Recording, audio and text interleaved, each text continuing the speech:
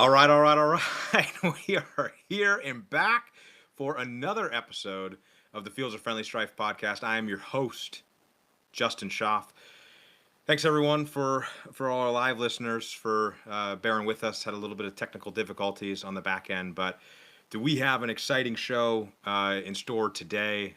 We've got the OG, the legend, Roderick David coming back to the show, talk to us about all things NFL leading into training camps as well as college football and their upcoming camps. And as it stands, we will have a terrace. We will have more than one. We'll have our loyal Yank, the Keystone Prophet as it currently stands, and we will have the world's most favorite, certainly mine and many others, Scotsman, Callum Ormiston, coming on the show. So it is going to be jam-packed, loads of fun. But before we jump into the show, sticking with the theme of our, if you will, opener, name, meaning behind the name, FTX. Long before military units deployed into combat, they enter one of the most important phases of preparation, the field training exercise, better known simply as an FTX. For generations, America's armed forces have used FTXs to bridge the gap between the classroom and the battlefield, whether it's cadets at West Point learning to lead under pressure, Marines rehearsing amphibious operations, or soldiers conducting large-scale maneuvers in realistic environments. An FTX is where theory becomes practice, where leaders are tested, where new personnel are integrated, where communication is refined, and where plans meet reality. The objective isn't to win the exercise. The objective is to be ready when the real campaign begins. Mistakes are expected. Lessons are mandatory, and readiness is everything. And that is exactly where the Ted Lasso football world finds itself today. Across NFL training camps, veterans are competing to prove they still belong. Rookies are fighting to earn a place on the roster, and coaches are installing new systems, experimenting with personnel, and building the identity they'll carry into the fall. Meanwhile, in North America, Europe's biggest football clubs have crossed the Atlantic for their own version of an FTX. These preseason friendlies aren't simply exhibitions, they're laboratories. Managers are testing formations. Young academy players are earning opportunities. New signings are learning their teammates. Fitness is built, chemistry is formed, and ideas are put under pressure before league play begins. The scoreline may matter, but really it's the evaluation that matters even more, because championships aren't won in July. They're prepared for in July. This evening, our panel steps into the Operations Center. We'll examine which NFL teams are laying the foundation for a successful season, and which European giants look mission ready, which newcomers have already made their presence felt, and which tactical experiments deserve another look, and which warning signs should have fans paying close attention. This isn't about declaring champions before a game is played.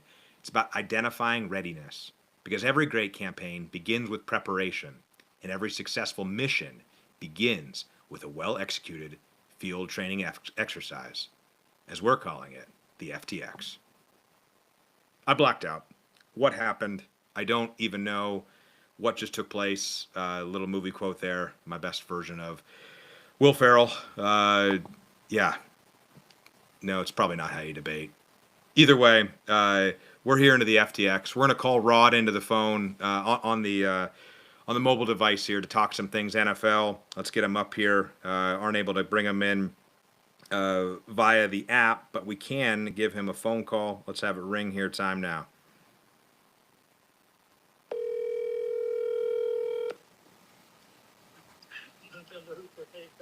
Justin. Rod, how we doing, brother? Outstanding. How are you today? Oh, better than I deserve now that I'm talking to you, brother. I appreciate the patience. My goodness. We are a little pushed back on kickoff with some technical difficulties, but we appreciate you still coming on the show. Hey, I wouldn't miss it. It's it's all par for the course. There's going to be issues, but the great ones find a way to get through it. That's it, and that's what we're doing there. Oh, look at that beautiful shot. It's good to see up there on the screen. Thanks to Joe putting it up there just to put a smile on my face, seeing your beautiful smile. First got to lead in. Thanks for the intro there to Mark. Oh, Dalgarian, it was so great to have him on the show. Can't say enough thanks there. World class. It was awesome to have him talking all things international football. Really, really appreciate the intro there.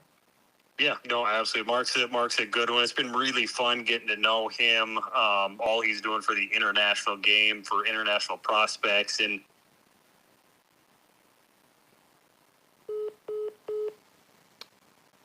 the technical difficulties continue, and we just keep riding it out. Let's see if he calls back.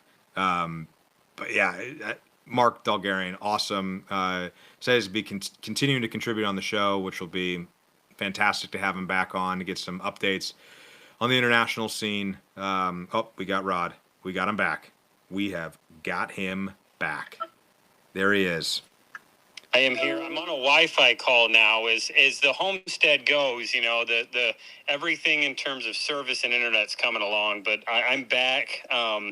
And like I said, on Mark again, outstanding guy. It's been really fun getting to know him, doing some regular podcast episodes with him the last couple of years, and just been really fun to get to know him better through the course. So glad even more people can get to know him as well. Awesome. Yeah, no doubt. We're looking forward to continuing getting to know him here on the show, especially for the international audience we're trying to reach.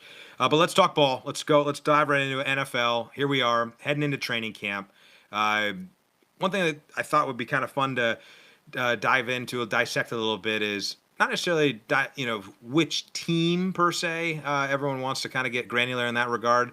I think it'd be fun to talk about what division across the league do you think will be one fan should keep their eye on? What do you think? NFC West, AFC East? I'd love to get the take from an expert like you of which division you think is one to watch and keep an eye on heading into training camp. Yeah, well, I think that one you led off with. The NFC West is loaded. Obviously, at your returning Super Bowl champion coming back, you've got an L.A. Rams team who are going for it with Myles Garrett. We're going to have plenty of Aaron Donald talk. You've also got the 49ers who, again, I think Kyle Shanahan is among the 2 or 3 best head coaches in the NFL, and obviously he's dealing with some personal stuff right now from that car accident, but I fully expect them to be really competitive this year. And then Michael LaFleur down in Arizona, coming from that Shanahan tree as well, and McVay tree. Like, that's going to be a really fun division. Again, the NFC North is going to be fun. The AFC West is going to be fun. I mean, but you talk about a bunch of really good teams. We could have the top 2 teams coming out of that NFC West again this year. Yeah, definitely. I love that, and I was glad that you picked that division as one to watch because giving a little shout out to Erie, Pennsylvania. We love and are very proud of our Erie, PA native James Conner.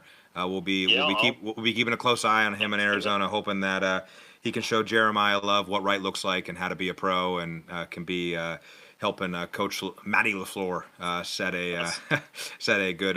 Hold on, yeah, Matty, right? Yeah. Mikey. Mike. Matty's in Green Bay. Yes. I was There mixing we it. go. We got these sets of brothers that are always throwing it off, but definitely excited for James down there in the NFC West. Good one to definitely keep an eye on.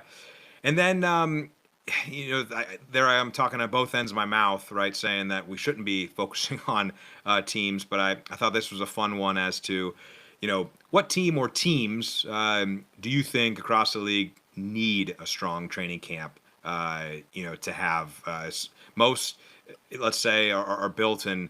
Let's just get out healthy. But which one needs to come out of it and have a strong one to set themselves up for success in 2026?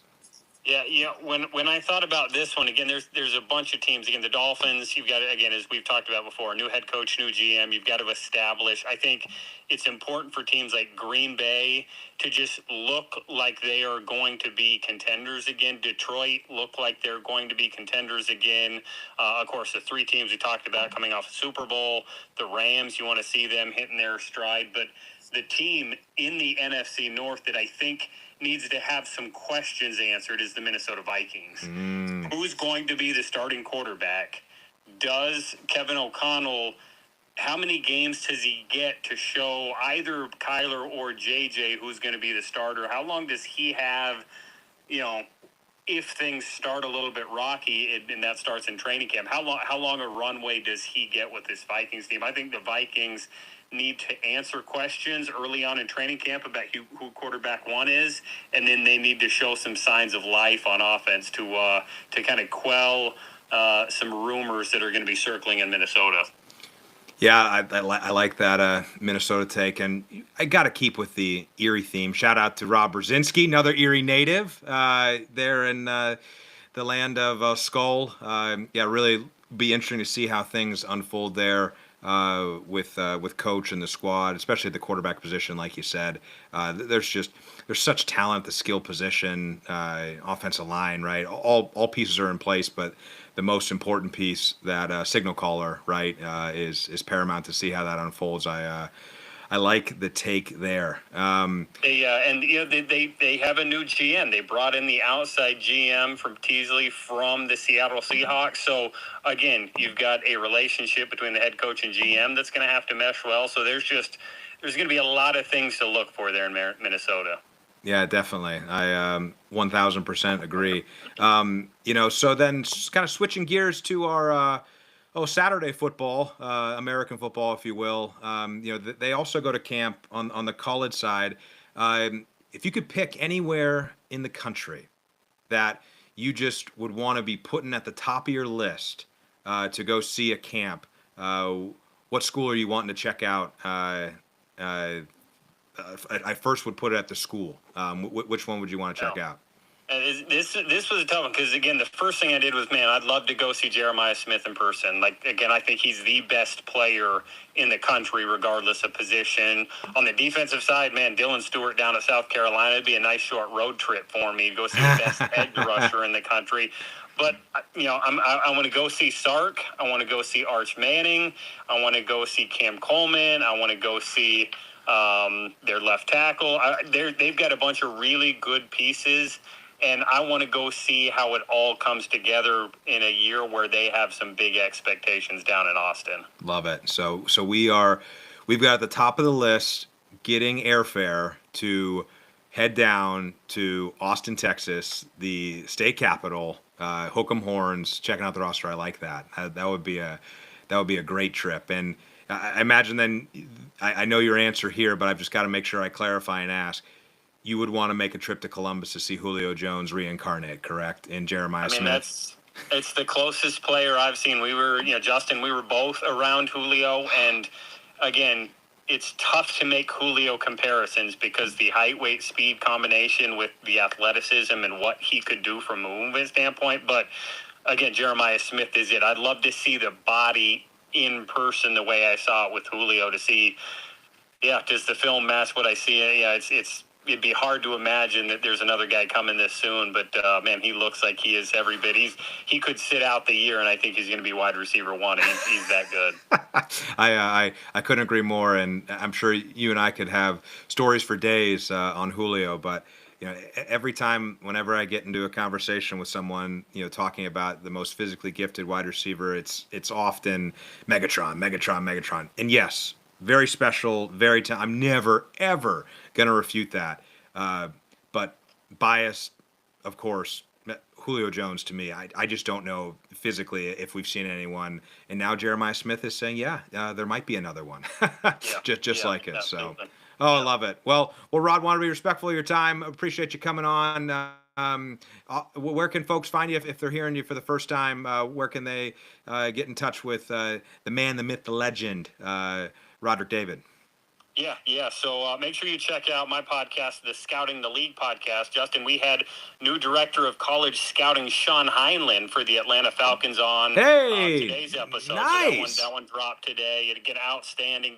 A lot again, Justin. At this point, a lot of new people there in Atlanta, and whatever personal grudges I may hold, it's got to put them aside for good football people. Sean's one of those guys. It was an outstanding podcast. So make sure you go check out the Scouting the League podcast. Follow me on Twitter at RightStepADV, my website, rsafootball.com.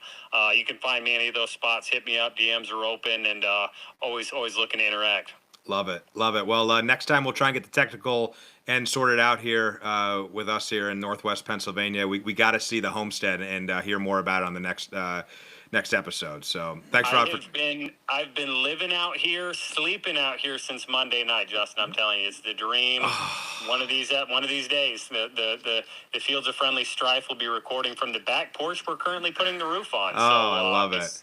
It's outstanding. Can't wait. Can't wait for it. All right, brother. Be good. All my best to the family. Thanks for coming by. Yep. All right, see you, bud. Just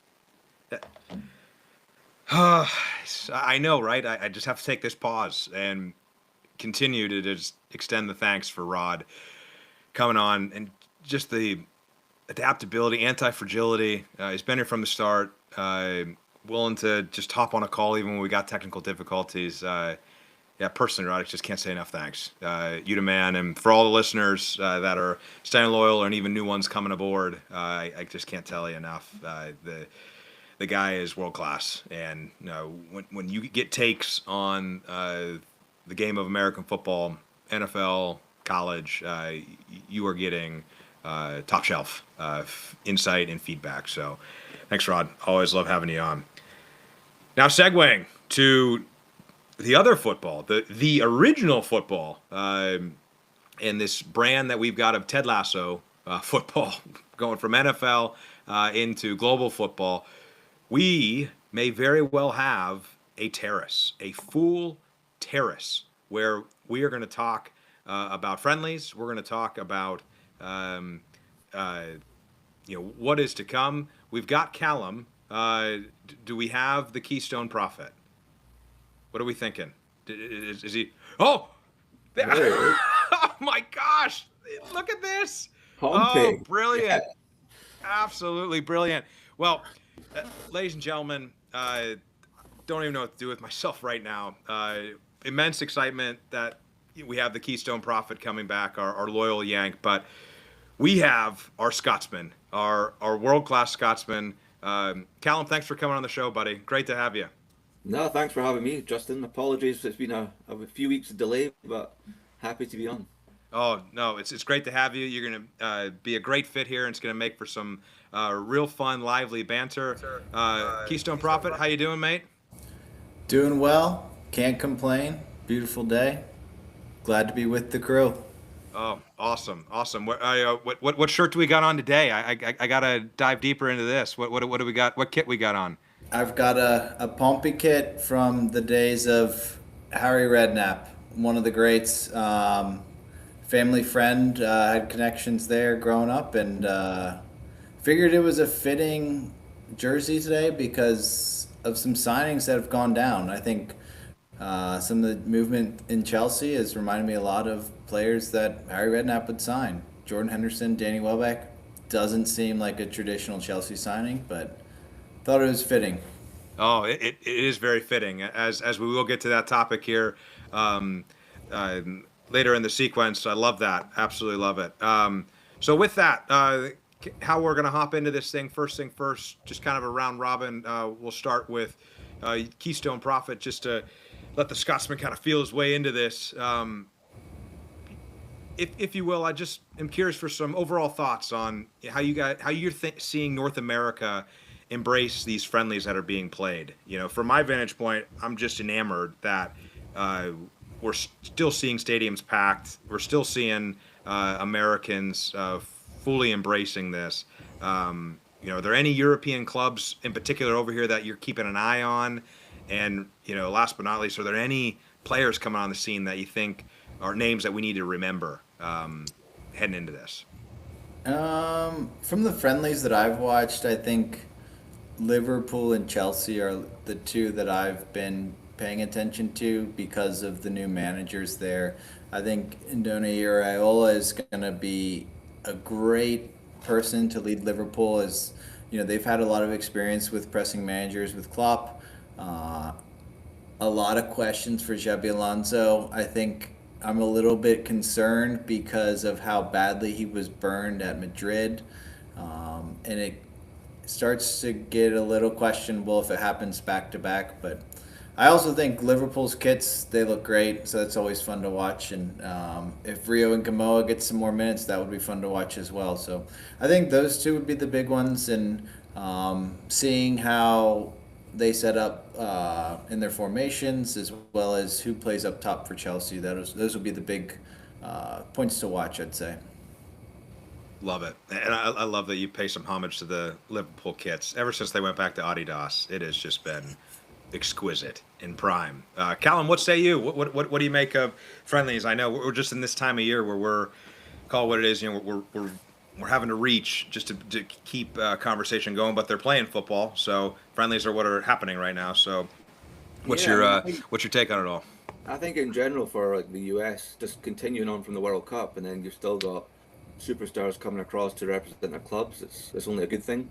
And like you said yourself, like people are packing out stadiums for friendlies, which I can tell you back home is not the case. Like I went to a few Newcastle friendlies back in the day. You'd be lucky if you got 20, 25,000 there, where here you're getting 80, 90, over 100,000 at the Michigan Stadium. So it's only a good thing. I think the team that I'm looking out for and I've got high hopes for this year is actually Wrexham. I know they're over here playing Liverpool, I think. And obviously with the Ryan Reynolds link and the TV series, there's clearly a big following over here. So it's interesting to see how they get on this season. So yeah. I love that. I love that you brought up Wrexham. That's such a great take because they certainly have captivated Americans' hearts. That's for sure. And call it what it is. If it's also even captured the attention of Europe, you know, like how can't you not pay attention to this? A side that fifth division, right? They were in the National League and climbing themselves up to the championship. And I still have always kind of wondered to myself.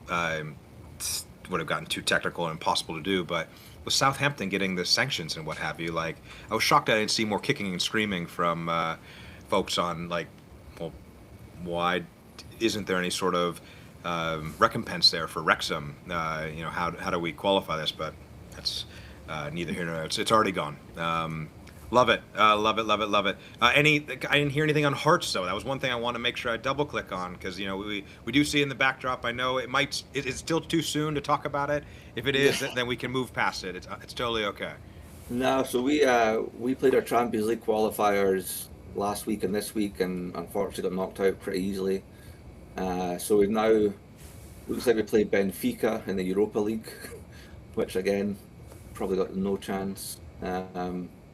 I think with Hearts, we've got a new manager. We've had 11 new signings. It's a completely different squad and playing style to last season, so it's going to take time.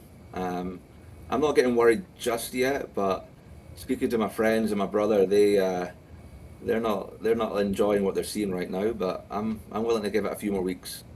We start on Saturday our first league match away to Aberdeen, which we've not won there in 10 years. So it's we'll see what happens on Saturday night. It's just my heart breaks. I'm not going to drag it out. I'm not going to keep putting salt on it, but just because this is what happens. All of it turns over, and here you are kind of restarting. But in Tony Bloom, we trust, right? Tony Bloom, we trust. I mean, if you look at the amount of players that Chelsea are signing from Brighton, and Tony Bloom, he's doing the job. So there we go. I've got faith. What a great segue, Callum. You're nailing it, right? First ever podcast, can I add? I've never been on a podcast in my life. Mate, and you're nailing it. You're an absolute natural. Like when you say Will, he's just absolutely smashing it. He's doing great. You should. Our ratings are going to go through the roof now. You're absolutely crushing it. You might need captions at the bottom to understand me, but yeah. How do we get the tenant sponsorship? That's the big question. Yeah, that'll do. That's it. Well, it was a heck of a segue, mate. They're bringing up Chelsea.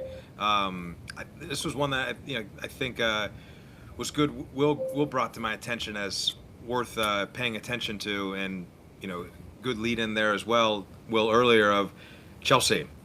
Are they rethinking their model, or do you think that they're staying the course? A lot of links to some older players. I know you gave us a little bit of a teaser, Will, but we'll keep it in Callum's court. What do you think? Do you think there is a little change here in terms of the Chelsea approach that we've seen, in recent memory?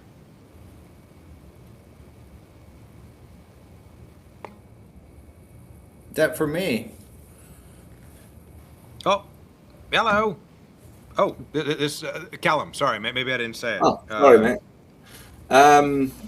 Yeah, I mean, it's interesting, obviously, from what I've seen this week, the two names that were brought up were Henderson who actually just terminated his contract at Brentford today. So that looks like it's going to happen. And then Danny Welbeck from Brighton. I actually listened to a podcast this week, and it was based on the World Cup. And Bellingham and Josh Stone said that they could not. Henderson's the first name in their squad list every time, just for what he brings to the squad. He might not start the games, he might not play 90 minutes, but what he brings to like a locker room on and off the field is, I don't think you can buy that. It's experience. So I think it's pretty important. And then Danny Welbeck he's a good player. I'm guessing again they're just going for Premier League experience there rather than spending big money again overseas. But two proven Premier League players, it's probably what they need. And Xabi Alonso, I think he's played in the Prem, he knows what it takes, and he's obviously seen the squad they've got, and like got a lot of good players and young players, but maybe some older guys to come in and take over and bring that to the changing room is what they need. Will, what say you? Yeah, I agree with Callum. I think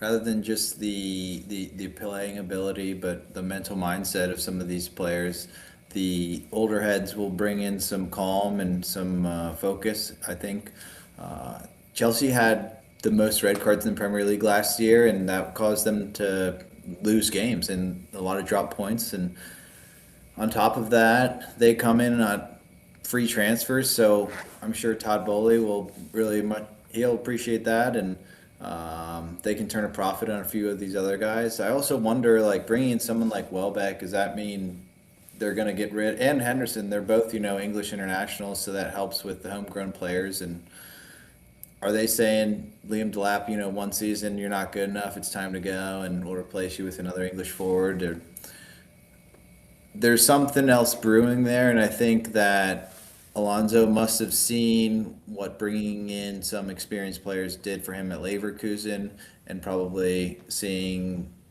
maybe a younger generation at Madrid when they kind of rebelled against him, and similar personalities. You think of people like Enzo Fernandez and those kinds of players at Chelsea currently, and he's not going to stand for that. I think it also says a shift in the Chelsea model of backing their manager.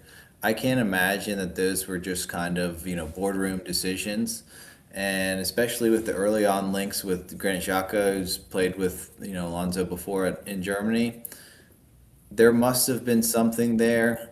I am convinced that there was a meeting of the minds with the higher ups at PSG and Chelsea, and they said, "Hey, if you get in a good manager and you support him rather than just signing superstars, you'll win. Like, look at us, we got back-to-back Champions League titles." So there could be something there. I also wonder, are they needing to sell more for regulatory measures? We'll see. I don't think it'll be bad. I mean, Welbeck's been playing well. Like Callum said, Henderson, everyone always picks him, no matter where he goes. So there's something. Well, it'll be interesting to see. It'll be bad for the top four because now they'll just find themselves potentially competing. But in your case, as an Arsenal supporter, Will, you can't be asked. You know where you stand, and feel good at making another run at it. So I totally understand. Well, brilliant. I'm going to leave a little cliffhanger here. I know we had a kind of a little bit as a run of show, but just food for thought. And we'll wrap up. Not a question to be asked, but just a thinking cap on of FIFA's at it again, wanting to sell stakes. So might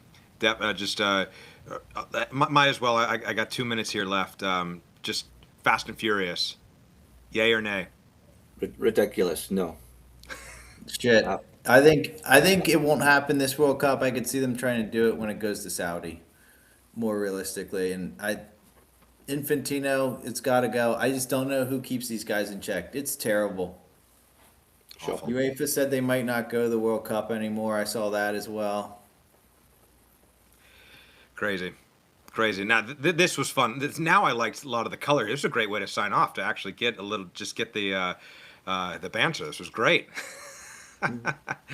Now the real feelings come out on FIFA, which is awesome. It's exactly what we want to hear. It's what everyone feels. So, lads, thanks for coming on the show. Appreciate the patience with the little bit of technical difficulties, but awesome to get a the start of the terrace together. Just having some conversation, even though there's not much to talk about at this point. Good for us to get some reps, and we'll certainly have more to talk about once they start playing meaningful matches and clubs are on their way to pursuing league championships and continental championships. So, thanks, guys. Cheers. Cheers. Thanks, Ron. Well, we did it. We got through another episode. Episode 8, FTX, Fields of Friendly Strife podcast. Awesome chat with Rod. Great to get a terrace together. Even when we're talking about friendlies, it was awesome. So just want to thank everyone for coming on the show. Thanks for everyone who was tuning in. Thanks to Joe. Love you, buddy, for all your help. You're the greatest. And yes, there it is. Average Joes. You're not average Joe. You're a special Joe. So appreciate you, buddy. And thanks to everyone for coming on. Take care. God bless. See you next time.